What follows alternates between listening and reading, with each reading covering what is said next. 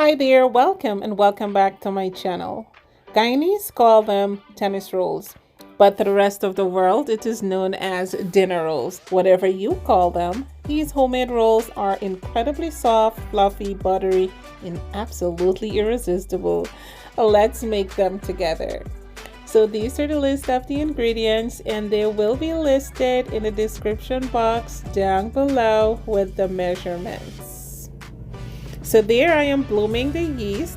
I am adding some sugar to the milk and water solution, and then I'm adding the active dry yeast.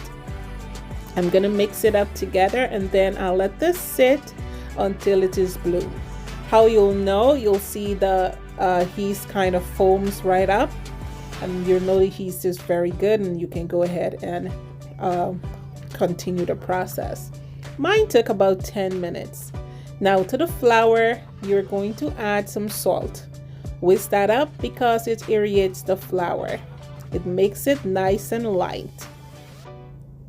So our yeast is fully bloomed and we are going to add some essence. And I'm using some mixed essence here.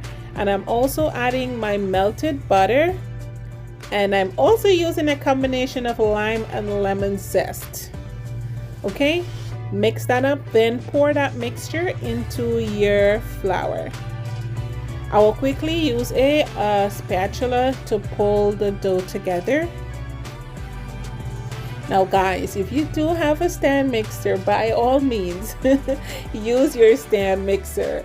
I am just old school and I love to feel my flour. Well, most of the times. All right, so now I'm going to give it a good knead for about 5 to 6 minutes. This way you are activating the gluten in the flour. All right, when it forms a nice ball, you're going to cover and let this sit until it doubles in size. Now I use my setting on my oven, the bread proofing settings. Most of the stove I think got the setting, so I put mine in there and it took about 30 minutes.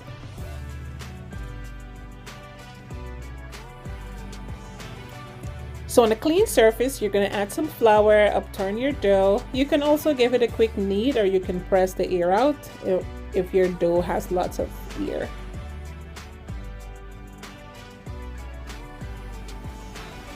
So now I am dividing the dough into equal parts. I got about 12 rolls. It depends on you and your preference, how big or how small you want your tennis roll to be.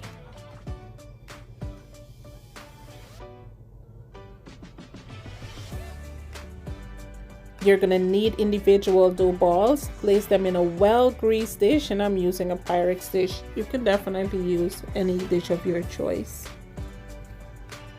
Then you're gonna cover and let it sit for an additional 20 to 25 minutes or until it doubles in size.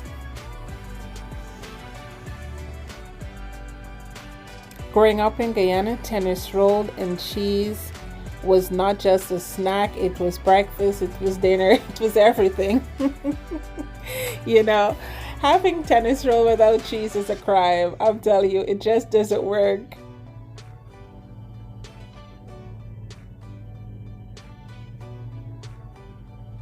After it doubles in size, you can see it looks amazing. You're gonna place it in a 350 degrees oven and bake for about 35 to 40 minutes or until nice and golden brown.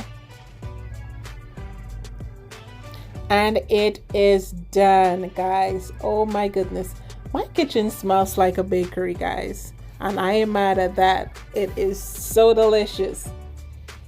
I let it sit just for about like 5 minutes. So while it is still warm, I go ahead and I place some nice butter over the top. Just make sure to get all the crease and crevices, guys. Oh, this is delicious. I can't wait to dig in. Alright, if you guys have not yet subscribed, I would encourage you to please go ahead, just smash that subscribe button. like, share, and drop me a comment. You guys are watching, you're not, I mean, I'm doing all the work. Just share this video, that's all I ask.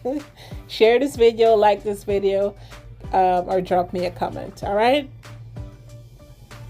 and you guys can also let me know what you would like to see me cook next. Look how soft that roll is. So I came off my diet just for this tennis roll and cheese, guys. I just had to. It was too good.